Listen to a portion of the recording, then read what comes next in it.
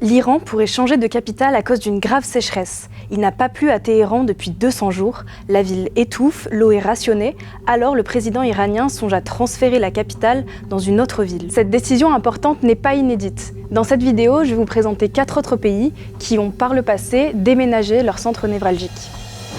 Le 21 avril 1960, le monde entier découvre le décor futuriste de Brasilia, la nouvelle capitale du Brésil, construite en 4 ans.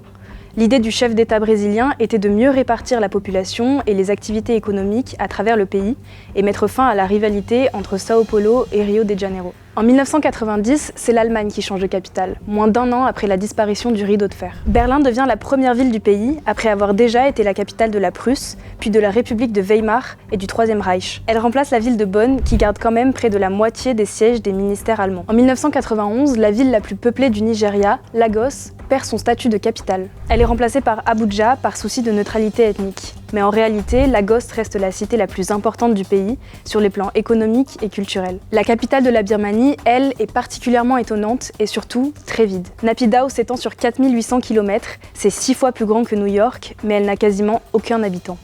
Les autorités revendiquent la présence d'1 million de personnes, mais de nombreux spécialistes mettent en doute ces chiffres. Cette ville a remplacé Rangoon en 2005 parce que la junte birmane rêvait de grandeur. Du coup, des milliers de fonctionnaires ont été obligés de s'y installer. La capitale de l'Indonésie, elle, est menacée de disparaître sous les eaux d'ici à 2050. Jakarta va donc être remplacée par Nusantara, située à 1400 km sur l'île de Bornéo. La ville devrait être achevée en 2028, mais l'avenir du projet est remis en question par des soucis de financement et sur place, des problèmes liés à la prolifération de la prostitution et des jeux d'argent.